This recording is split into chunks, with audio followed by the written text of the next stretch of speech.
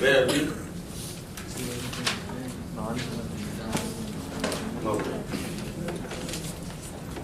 I thought we did summing amplifier. V1 is K2 V2. हाँ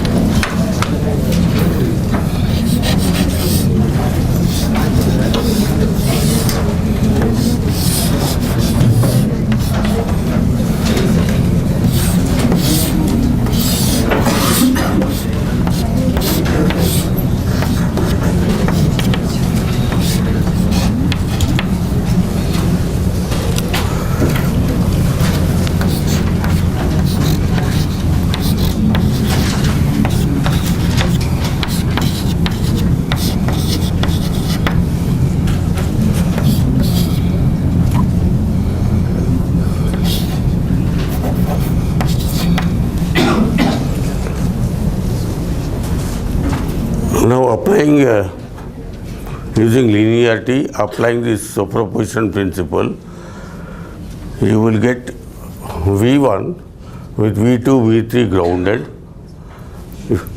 You will get a potential division where this and this and this become parallel for V1, and you get R1 with a potential divider corresponding to the parallel combination of these two, will give you an output here corresponding to V1. Similarly for V2, similarly for V3, and then if you have a resistance here R2, it is R2 divided by the Thevenin resistance corresponding to V1 will give you gain corresponding to that input, right? Similarly for V2, similarly for V3. So V0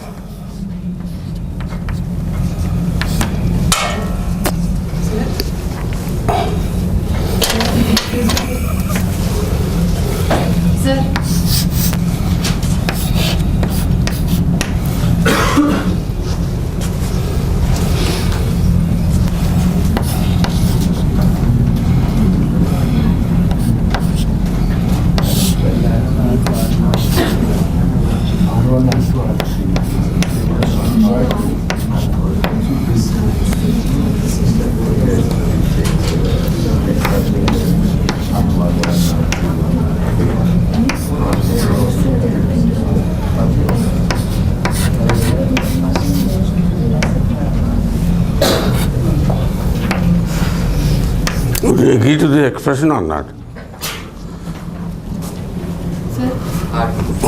Take V1 or any Vk, and then you have the rest of them becoming parallel. The parallel combination of this I am calling Rk corresponding to kth one.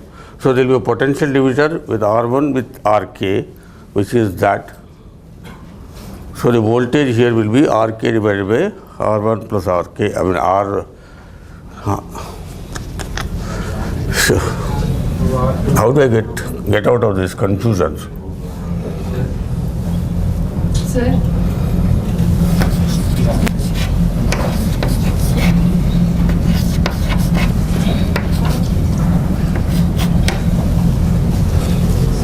Those two are R2 only. Are they both same resistance?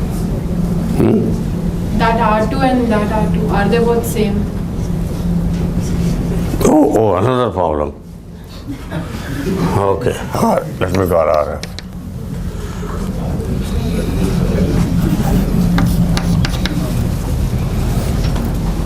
Good, you are following. It is okay now? Now it's easier to write this expression in terms of admittances.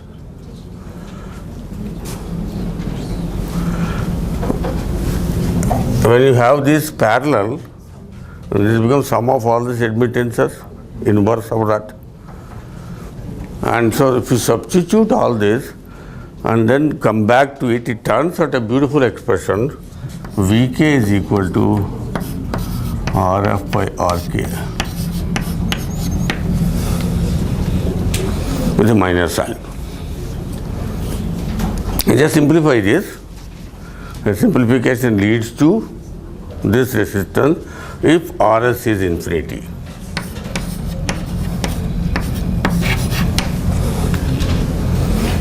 Okay.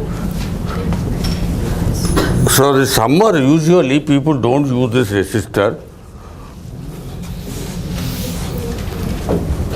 They only just put it like this, and it turns out that if you simplify this with Rs is equal to infinity, the expression turns out to be a very simple expression, Vk into Rf by Rk, as though each one is independently having a gain of corresponding ratios. So could you explain the first expression? First expression is, let's take V1. When you take V1, V2, V3 and so on and so forth are 0. So this R2, R3, so on and so forth, including Rs, will become parallel. We're assuming Rs is infinity, so it doesn't exist. So all these resistors will become parallel. And that parallel resistance is what is calling as Rk equivalent, corresponding to all those resistors in parallel except the corresponding resistor which we are working on. Are you with me? And Rk, as they pointed out, is the resistance corresponding to that particular voltage which you have taken up for analysis. Okay? If you simplify this, go home and simplify it, just becomes a simple expression that this is equal to minus Rf by Rk. As though each one of these resistors, each one of these independently giving a output corresponding to the inverting gain of the amplifier. Rf by R1, Rf by R2, Rf by R3, so on. So this becomes equal to minus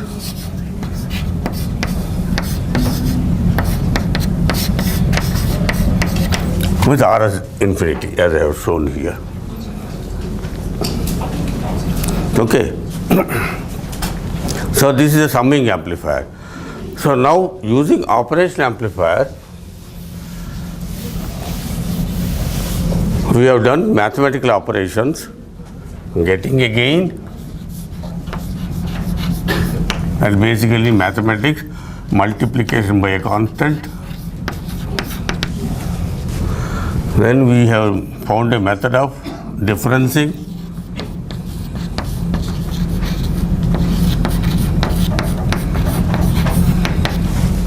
V1 minus V2, difference amplifier using op amp. Then we are adding.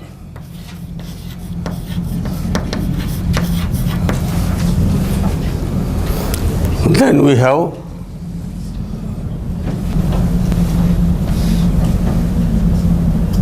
we didn't do multiplication as yet, right? Okay.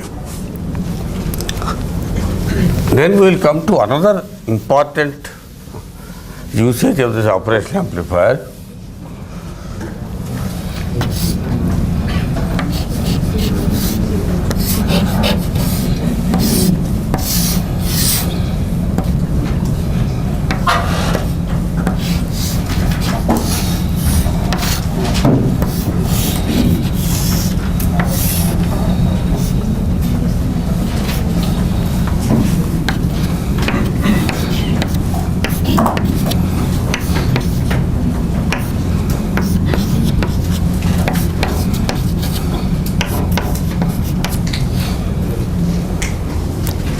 It is a very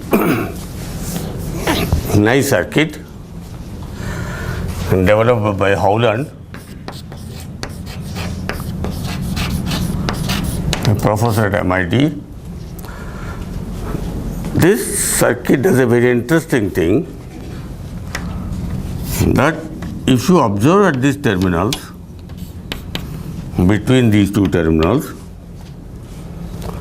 this will have an equivalent circuit